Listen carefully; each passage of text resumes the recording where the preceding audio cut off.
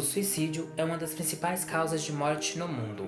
Embora pesquisas recentes da USP apontam queda no índice mundialmente, no Brasil a taxa subiu 24% na última década, entre os adolescentes. O índice é até 3 vezes maior quando se trata do sexo masculino. Com 11 mil vítimas ao ano, o Brasil ocupa o 8º lugar no ranking mundial.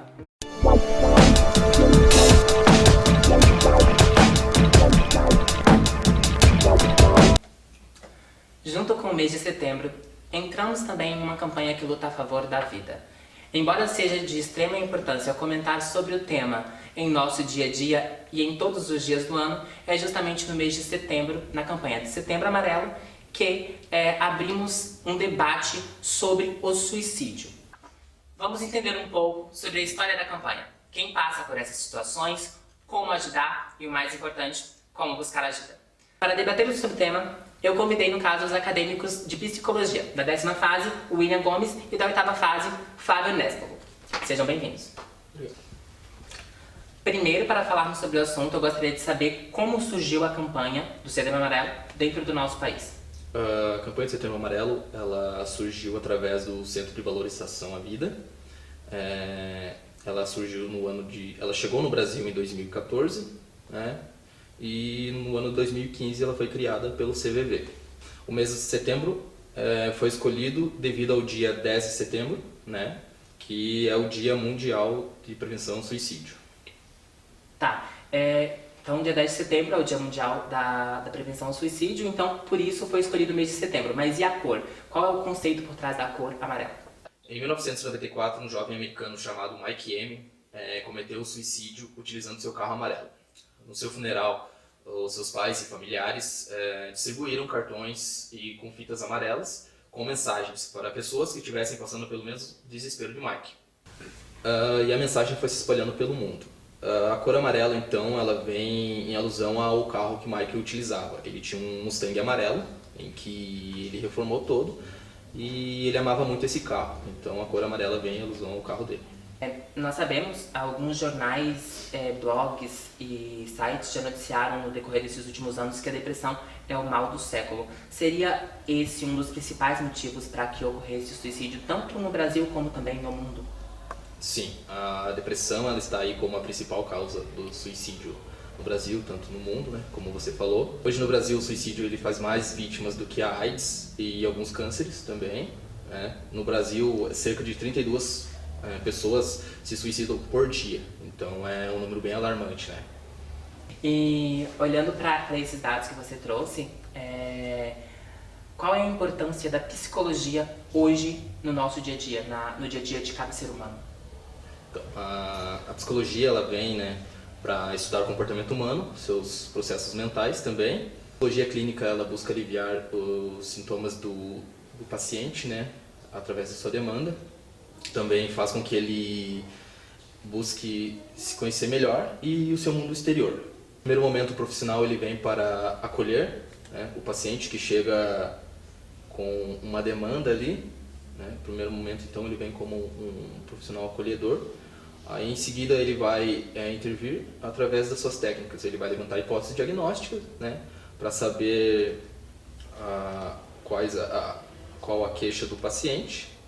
O profissional é capaz de se antecipar, né, para que não venha acontecer um mal maior. Tá. Existe uma questão pertinente na nossa sociedade atual, que é a respeito de debater sobre esse assunto, que é debater sobre o suicídio.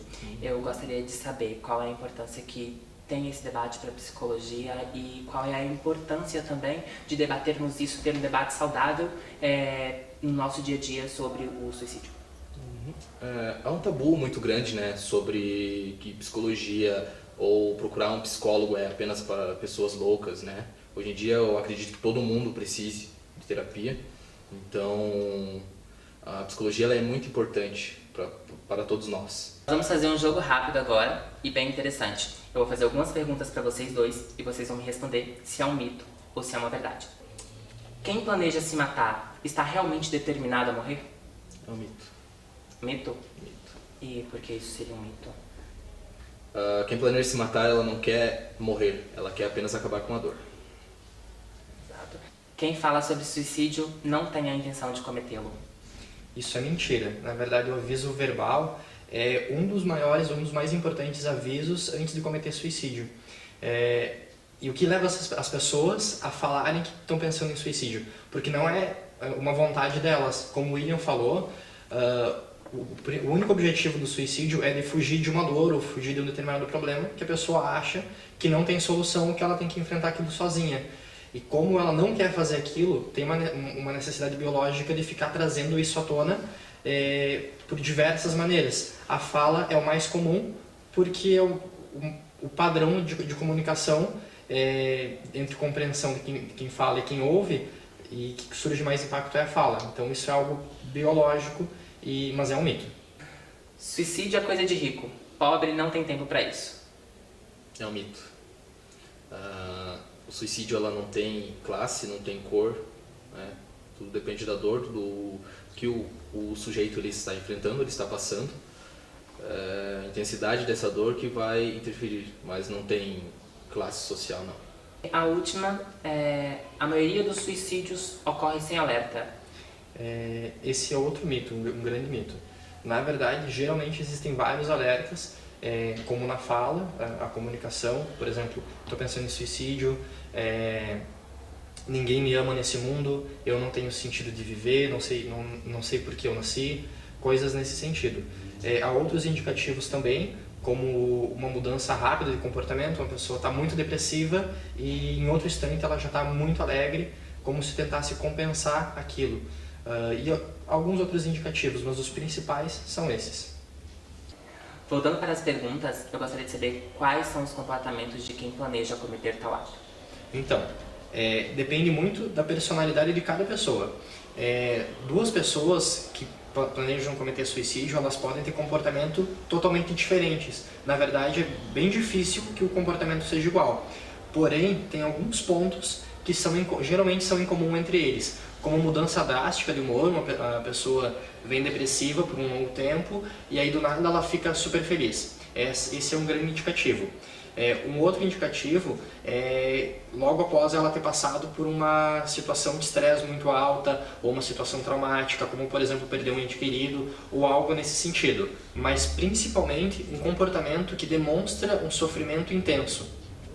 Agora eu gostaria de saber como alguém fora do âmbito profissional, fora da psicologia, seja um familiar ou um amigo, pode ajudar quem passa por essas situações. No primeiro momento, o acolhimento e ouvir a dor. Ouvir a dor é extremamente importante porque a pessoa se sente acolhida, e geralmente essas pessoas que pensam em suicídio, que querem cometer suicídio, elas se sentem sozinhas. Por isso é bem comum que suicidas digam frases como, por exemplo, ninguém me ama nesse mundo. Então, no primeiro momento é acolher a dor daquela pessoa. Num segundo momento é encaminhamento a um profissional da área. Sabemos que o passo mais importante é saber que precisa de ajuda, certo? Eu gostaria de saber como essas pessoas que passam por essa situação podem buscar esse tipo de ajuda profissional. Ok. Bom, no primeiro momento ela pode buscar a ajuda de uma pessoa mais próxima, se isso for possível, se isso for viável. Algum amigo um pouco mais íntimo, algum familiar. É bem importante que exista, ou melhor, é bem benéfico que exista essa estrutura para esse primeiro momento. Mas é extremamente importante que ele busque ajuda especializada, como por exemplo um psicólogo, um psiquiatra, e melhor ainda se for a junção dos dois, que aí trabalham em conjunto. Hoje no nosso país, o meio mais fácil e de menor valor para ter acesso a um psicólogo, por exemplo, é pelo SUS, Sistema Único de Saúde. Porém, tem vários profissionais que trabalham de maneira independente no mercado, e além disso, algumas instituições, governamentais ou não, também prestam esse tipo de suporte, como por exemplo algumas ONGs, algumas faculdades também. Eu agradeço mais uma vez a participação dos acadêmicos do William e também do Flávio. Antes de finalizarmos esse programa, o Flávio ele vai deixar uma mensagem para você aí de casa. Eu agradeço a participação, a você que está em casa aí nos vendo, e eu aguardo você no próximo programa, domingo, às 14 horas. Bom, é muito comum a gente ver em todas as redes sociais, como Facebook, Twitter, Instagram, várias pessoas postando coisas do gênero: se você estiver pensando em suicídio, fala comigo, eu estou aqui para te ajudar. Essa é uma atitude muito bacana e muito inteligente das pessoas que se preocupam com você. E é algo muito memorável, merece muita atenção. Porém, algumas pessoas se esquecem que esse é só o primeiro contato de um longo processo. Ou seja, acolher a dor das pessoas é algo muito bonito, mas o processo não acaba por aí. É extremamente importante e fundamental que depois disso o encaminhamento seja feito para um psicólogo ou um psiquiatra o mais rápido possível.